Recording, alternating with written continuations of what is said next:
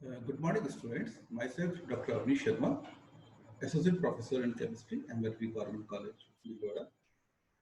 Friends, हम लोग आपके केमिकल काइनेटिक्स का जो बीसी पार्ट थर्ड में आपके दिया हुआ है उसको पढ़ रहे थे और उसमें हम लगभग 80-90% पार्ट कवर कर चुके हैं। और लास्ट जो क्लास हमने ली थी वो हमने ली थी जटिल अभिक्रिया के बारे में, जो कॉम्प्लेक्स रिएक्शंस होती हैं उनकी काइनेटिक्स के बारे में हमने पढ़ना शुरू किया था। और मैंने बताया था कि जो कॉम्प्लेक्स रिएक्शन होती है उनकी सबसे बड़ी क्वालिटी ये है कि वो दो या दो से ज्यादा पदों में संपन्न होती है। तो उसमें एक से ज्यादा सरल स्टेप्स होते हैं, सिंपल स्टेप्स होते हैं। और ऐसी जटिल अभिक्रियाओं में मॉलिक्यूलरिटी या अणुसंख्यता का कोई मायने नहीं रह जाता है, पहली चीज। दूसरी चीज, इसके जितने भी पद हैं वो एक सिंपल रिएक्शन को प्रदर्शित करता है और इन सब स्टेप्स में से कोई एक रिएक्शन होती है जो कि सबसे धीमी होती है, और जो भी सबसे धीमी रिएक्शन है वही वेग निर्धारक होती है। The slowest step is the rate determining step. ये हमने लास्ट टाइम पढ़ा था। तो जैसे मैंने आपको बताया था लास्ट टाइम, ये कोई रिएक्शन है 3A + 2B P + QB, ये वाली रिएक्शन। तो इस रिएक्शन में ये चार पदों में होती है, हमने देखा था। और चार पद के अंदर जो पहला पद है वो सबसे स्लो था, क्योंकि ये सबसे स्लो था ये वाला पद। तो ये जो पद है ये रेट डिटरमाइनिंग होगा। तो यहाँ हम सिंपली देखा था कि अगर इसकी रेट लिखनी हो, इस पूरी अगर मैं बात करूं रेट लिखनी है तो मैं इसकी बात कर रहा हूँ। ये एक जटिल अभिक्रिया है, 3A + 2B gives P + Q। तो इसके लिए अगर रेट इक्वेशन लिखना होगा तो हम लिखेंगे -dA divided by dt equal to K1 A and B। ठीक है, तो सेकंड ऑर्डर रिएक्शन है क्योंकि इसमें दो मॉलिक्यूल दिख रहा है ना, एक ये और एक, दो मॉलिक्यूलिटी दिख रही है हमें, तो ये सेकंड ऑर्डर रिएक्शन है। तो ये जो है ये हमने इसमें चार पद है, 15, हमने यही क्यों लिया क्योंकि ये सबसे स्लो है। तो लास्ट टाइम मैंने एक साइकिल की फैक्ट्री का एग्जांपल देकर आपको बताया था कि स्लोएस्ट जो स्टेप होता है कैसे रेट डिटरमाइनिंग होता है। तो हम कॉम्प्लेक्स रिएक्शन में आपके जो तीन रिएक्शंस आपकी हैं, मैं सबसे पहले मैंने बताया था आपको लास्ट टाइम ये भी कि एक तो होती है रिवर्सिबल रिएक्शन, जिसमें A to B, B से A, ये बनता है रिवर्सिबल रिएक्शन। एक तो ये आपके कोर्स में है। दूसरा एक मैंने बताया था आपको कि A से B भी बनेगा और C भी बनेगा, ठीक है, पैरेलल रिएक्शन कहलाती है। और एक हमने बताया था कि A से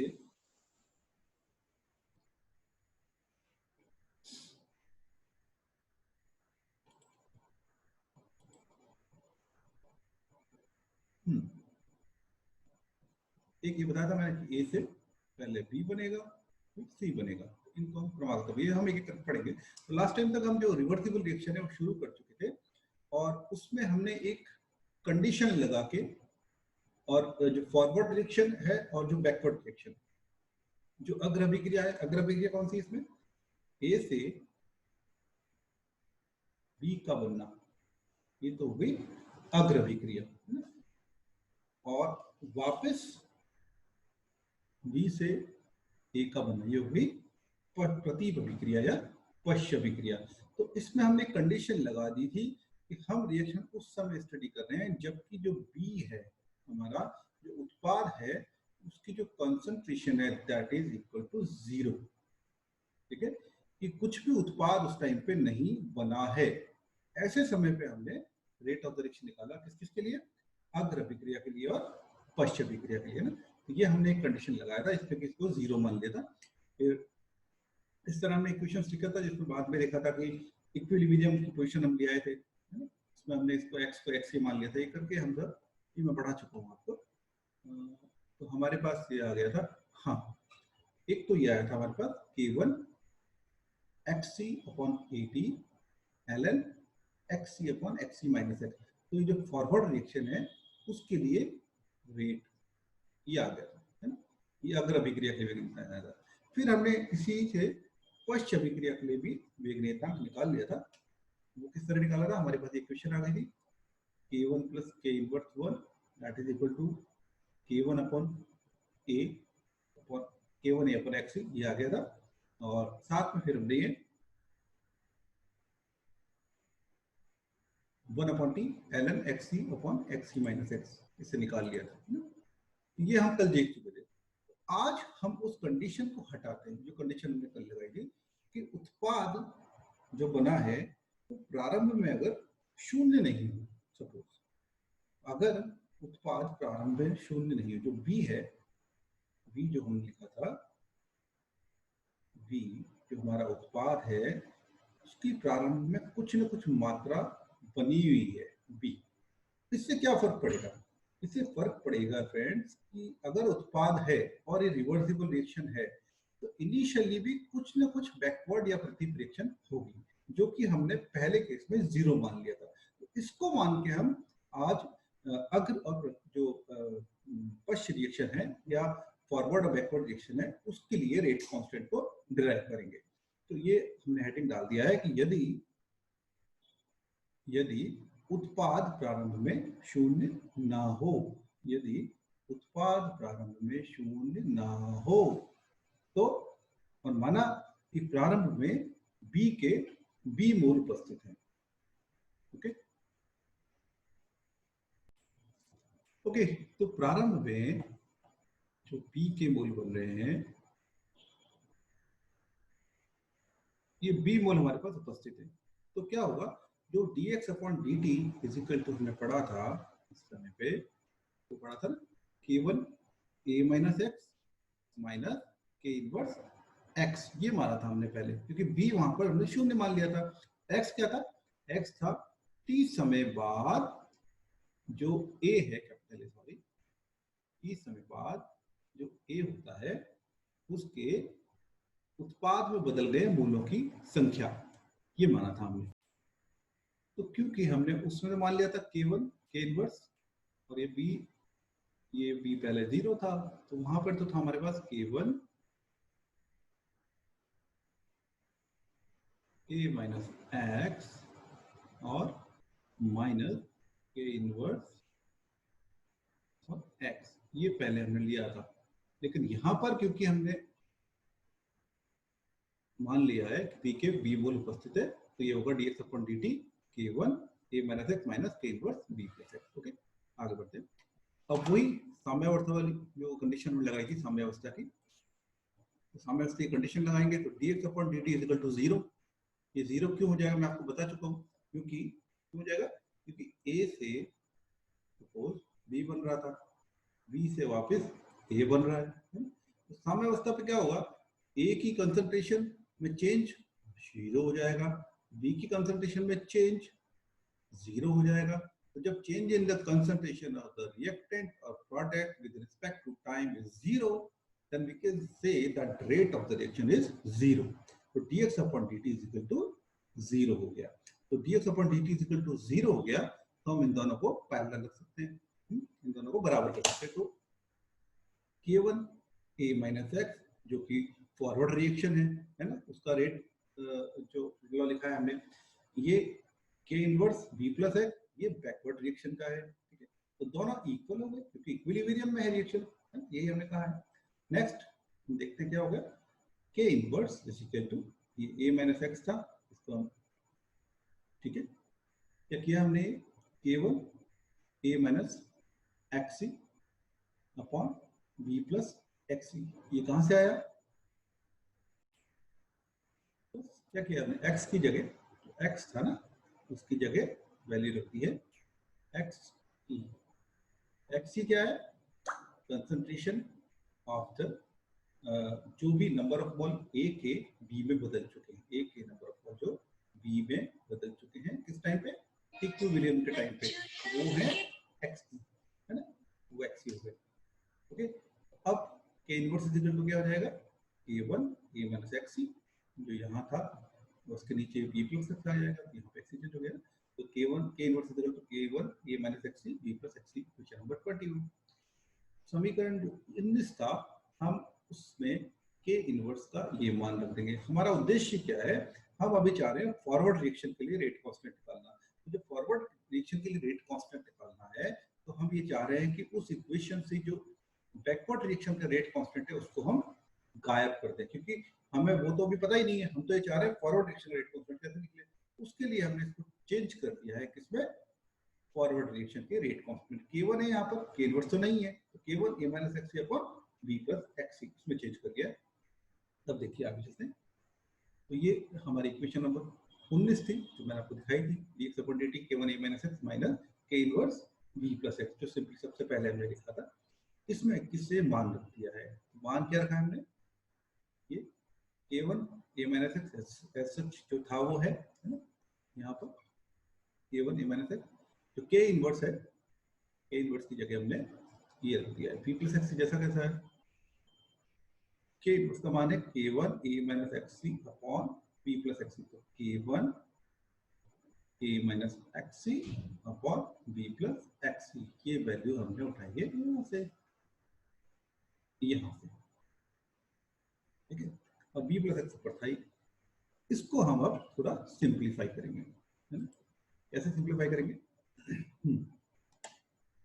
ये बुक्स में आपको सिंप्लीफिकेशन नहीं दे रखा है, मैंने इसको थोड़ा सिंप्लीफाई किया। हालांकि सिंपल मैथमेटिक्स के लिए कई बार हम एक एक्सप्रेशन बोल के रह जाते हैं कि एक्सप्रेशन आगे नहीं बढ़ रहा है, समझ में नहीं आ रहा, तो मैंने इसको सिंप्लीफाई किया है, देखिए। ओके, तो हमने इसको यहाँ सॉल्व किया है,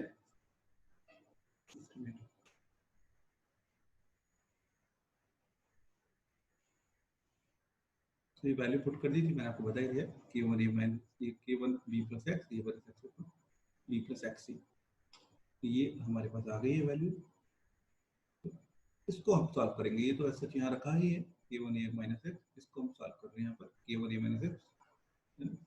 ये कैसे सॉल्व करेंगे इसको, ये B plus XC है, इसका जो एलसीएम लेंगे तो यहाँ ये यहाँ भी जाएगा डिनोमिनेटर में, तो इससे मल्टीप्लाई करना पड़ेगा, तो हो जाएगा K1 A minus X B plus XC।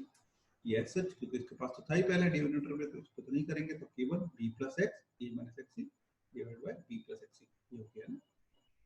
Now इस क्वेश्चन को हम सॉल्व करेंगे, this one,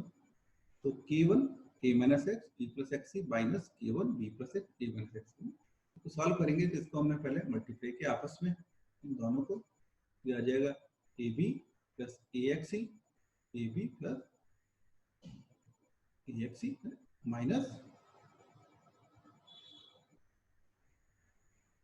BX minus XXC, ये हो गया। ऐसे इन दोनों को मल्टीप्लाई कर लेंगे आपस में, AB minus BXC plus AX minus XXC, ये हमारे पास आ जाएगा। देन K1 हमारे पास है तो कॉमन ले लिया K1, पूरा सीरीज आ जाएगा AB plus AXC minus BX minus XXC minus AB plus BXC minus AX plus XXC, ये दोनों हम जो ग्रीन कलर में है इन दोनों को,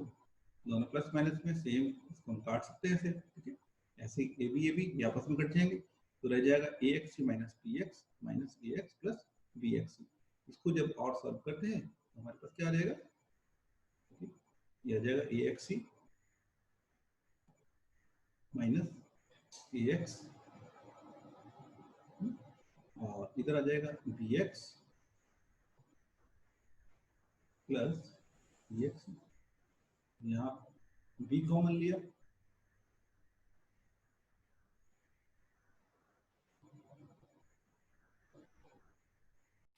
इस तरीके से हो जाएगा ये AXC माइनस AX और एक कॉमन लिया तो XC माइनस X, जैसे BXC माइनस BX भी कॉमन लिया तो XC माइनस X, ये हो जाएगा AXC minus X plus BXC minus X, ultimately आ जाएगा ये हमारे पास A plus B XC minus X, okay. ये आ गया, तो हमारे पास जो dx upon dt that is equal to K1 A plus B B plus XC और XC माइनस X, ठीक है। इसको ये सॉल्व कर लिया हमने, इसमें पुट करने के बाद तो हमारे पास अल्टीमेटली क्वेश्चन नंबर 3 में आ गया ये dx upon dt equals to K1 A plus B XC minus X upon B plus C, ठीक है। यहाँ तक मेरे हिसाब से आपको समझ में आना चाहिए क्या किया है हमने, पर हम यही रहे कि B के B मूल उपस्थित है, ये इक्वेशन पहले भी हमने देखी थी वो लिखी हुई है, ठीक। नीचे आ जाइए, दोनों को इक्वल कर दिया इक्विलिब्रियम पोजीशन में, x की जगह XC हमने रख दिया है यहाँ पर, और ये भी हम XC कर रहे हैं एक्चुअली,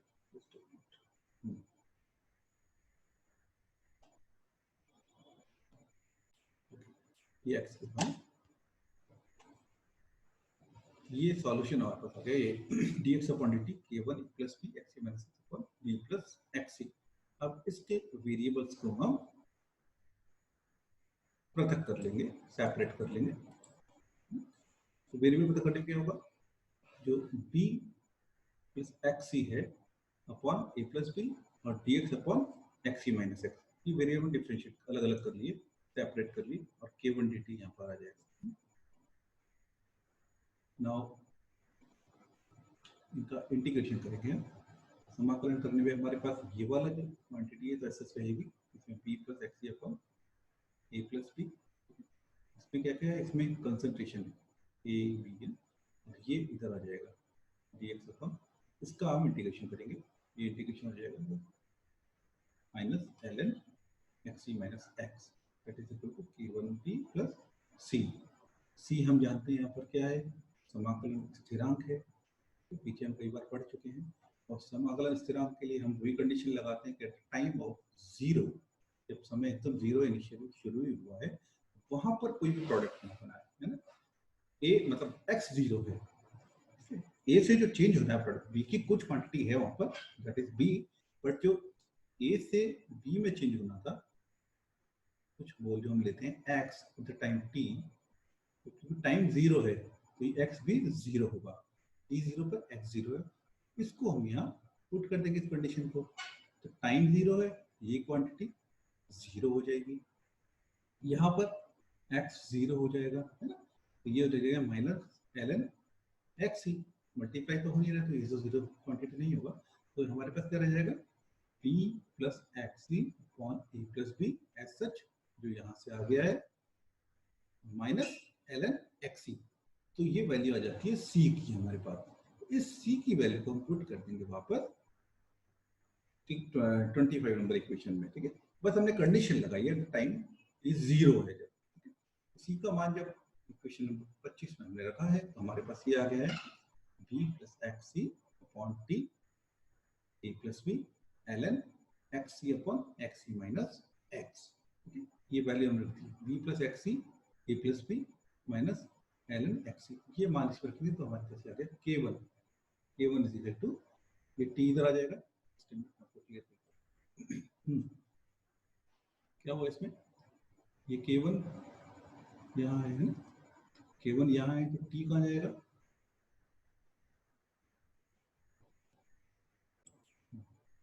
पहले तो सपोज कर लीजिए c है, इसको हटा दीजिए यहाँ से, c को सपोज यहाँ से हटा दीजिए, और c की जगह कीजिए ये वाली चीज आ गई है, ओके, अब k1 equals to b plus x C upon T A plus b, तो t यहाँ से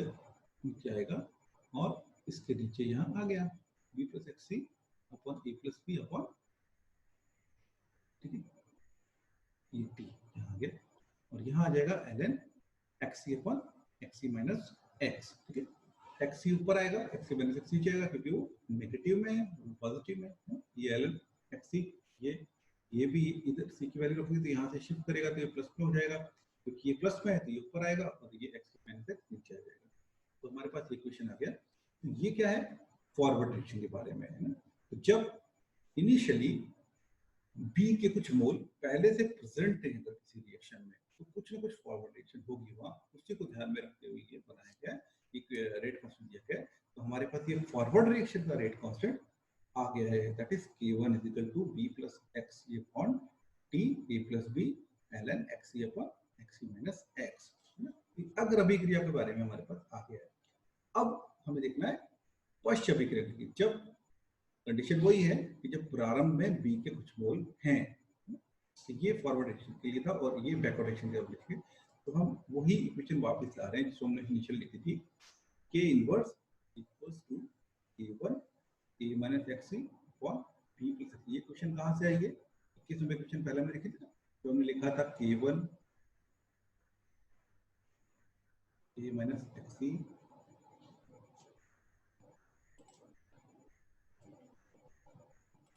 sorry,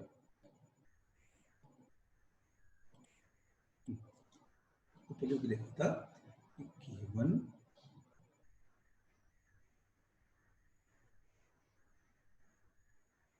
a minus xc equals to k inverse b plus xp। ये हमने ऊपर देखा था, ठीक है। उसी से इक्वेशन ये आई है, इक्वेशन में कैसे हम इसको लिख चुके थे वैसे। तो k इनवर्स हमने देखा है यहाँ पर, k इनवर्स है b प्लस x को बस b चले जाएंगे, ये आ जाएगा a minus x upon b plus x। तो इस तो हम देखते हैं क्वेश्चन को। तो यहाँ पर हमने क्या किया है, इसको और सॉल्व किया है। सॉल्व करेंगे तो हम क्या होगा, k inverse b plus k inverse xc, ये कहाँ से आया, इसको मल्टीप्लाई किया है तो k inverse b and k inverse xc। और ऐसे ही इसको किया है तो k1 a minus k1 xc। अब आगे बढ़ते हैं, ये आ जाएगा k1 xc, ये जो हमारे पास था दिस वन, इसको हम यहाँ से उठा के इधर लेके, और इधर पहले से k इनवर्स xc है तो दोनों फिक्स हो जाएंगे, और इसको हम उठा के इधर से k1b को इधर ले आएंगे तो माइनस हो जाएगा, तो k1a minus k1b simple. Now xc हमने यहाँ कॉमन ले लिया है तो अंदर आ जाएगा k1 and k inverse a, k inverse 1। तो k1 तो है फॉरवर्ड डायरेक्शन का और k इनवर्स 1 है बैकवर्ड डायरेक्शन का, और that is equal to k1a minus k inverse b, और xc इज इक्वल टू हो जाएगा k1a minus k1b divided by k1 plus k inverse. यहाँ तक समझ में आ गया होगा। इसके बाद हमने क्या किया, xp का जो हमने मान निकाला है ये k1a माइनस k1b और k1 प्लस k इनवर्स, इसको हम जो फॉरवर्ड डायरेक्शन के लिए हमने ऊपर क्वेश्चन निकाली थी, question number 26, that is p plus xc upon t a plus b ln xc upon xc minus x निकाला था ना अभी, इसको ये 26 नंबर क्वेश्चन ये वाला जो क्वेश्चन है, इस इक्वेशन में उसको हमने पुट कर दिया, ठीक है, यहाँ पुट कर दिया। xc के मान को हमने इस पर रख दिया, xc का मान क्या निकाला था, k1a minus k inverse b upon k1 plus k inverse 1। तो ये पुट करो, पुट करके देखें क्या होता है। xc कहाँ पर है, एक तो यहाँ है xc, इसमें एक xc यहाँ है, एक xc यहाँ, तो इन मान को पुट कर, ठीक है। xc के मान को हम यहाँ रखेंगे क्योंकि तो लॉग की वैल्यू ऊपर वाली ये जो देख रहे हैं हम, ये वैल्यू तो लॉग की है, इसमें तो रखेंगे नहीं, ये जो xc है यहाँ पर उस वैल्यू को रखेंगे हम। तो देखिए क्या होता है, xc की वैल्यू हम रख दिए b प्लस इसमें ये आ गया b, तो वहाँ था ही पहले ना, b plus k1a minus k inverse b upon k1 plus k inverse b,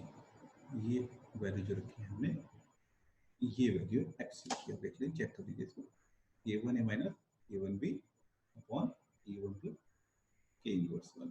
इसको सॉल्व कर लेते हैं थोड़ा सा हम, ये हो जाएगा bk1 plus bk inverse 1 plus k1a minus k inverse b, ठीक है। ये कहाँ से आया, क्योंकि सॉल्व करेंगे हम इस, ये डिनोमिनेटर में है, ये इससे भी मल्टीप्लाई होगा, है ना, क्योंकि इनके नीचे है ये आ जाएगा हमारे पास upon k1 plus k inverse 1, b से मल्टीप्लाई करो ना, bk1 bk इनवर्स 1, ये मल्टीप्लाई हो गया है, ये दोनों तो हमारे पास पहले से क्वांटिटी थी यहाँ पर xc की वैल्यू है, ये k1a माइनस k इनवर्स 1 तो पहले से हमारे पास है, ये यहाँ से आया b से जब इसको मल्टीप्लाई किया। आगे क्या होगा, आगे जो मैंने येलो से आपको मार्क कर रखा है bk इनवर्स 1 और ये bk इनवर्स 1 दोनों आपस में कट जाएंगे, तो रह जाएगा bk1 प्लस k1a, तो k1 को अगर हम कॉमन ले लें तो रह जाएगा k1 a plus b upon k1 plus k inverse 1। ये जो क्वांटिटी थी ये वाली, इसमें हमने xc की वैल्यू रखी, और xc की वैल्यू रखने से ये सिंप्लीफाई होकर हमारे पास वो आ जाता है k1 a plus b and k1 upon k1 plus k inverse.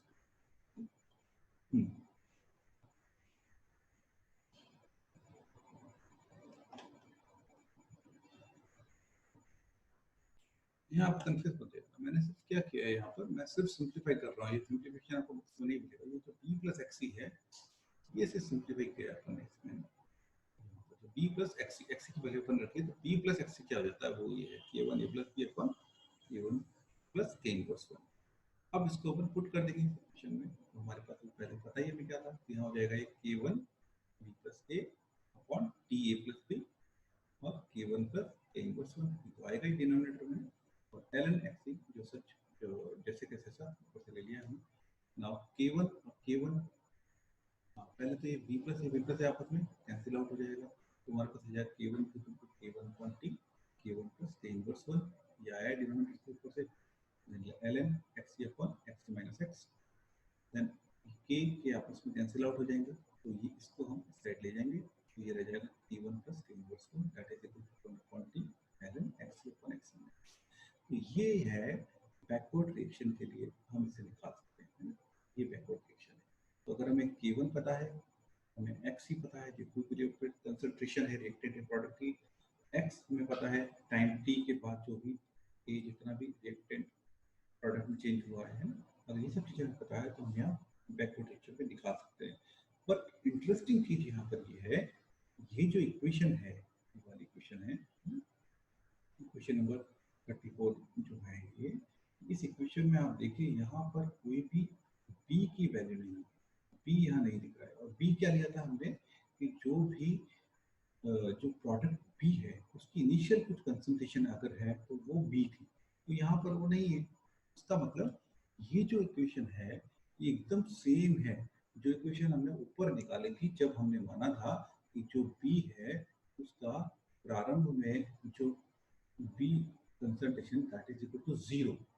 उसमें जो इक्वेशन निकल के आई थी वो भी यही थी k1 plus k inverse 1 is equal to 140 ln xc upon xc minus x। तो इसका इस इक्वेशन पे कोई फर्क नहीं पड़ता है बैकवर्ड रिएक्शन, है ना, ये समझने की चीज है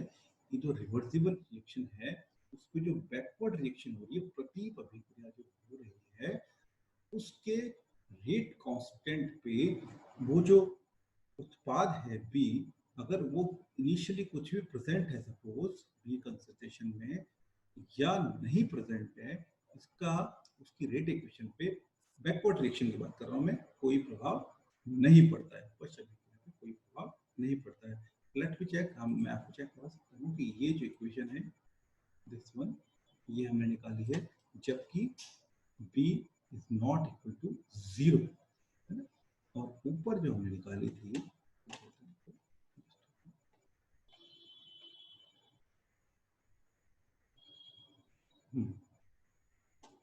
ये जो निकाली थी, ये हमने निकाली थी जबकि b is equals two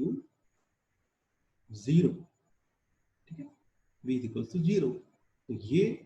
equation बिल्कुल सेम है जबकि b कुछ वैल्यू होती है, तो b इक्वल टू नॉट 0,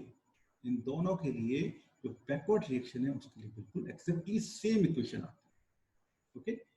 यहीं तक थे, थैंक्स फॉर वाचिंग। मेरे हिसाब से जो रिवर्सिबल रिएक्शन है उसका मैथमेटिकल एक्सप्रेशन आपको समझ में आ गया होगा, वैसे मैं इसकी पीडीएफ भी आपके साथ शेयर कर दूंगा तो थोड़ा समझने में और इजी रहेगा। नेक्स्ट जो लेक्चर है उसमें हम दूसरी कॉम्प्लेक्स रिएक्शन के बारे में पढ़ेंगे, दैट इज क्रमागत प्रथम कोटि की अभिक्रिया, या इसको कॉन्जिक्यूटिव और सक्सेसिव रिएक्शन भी कहते हैं।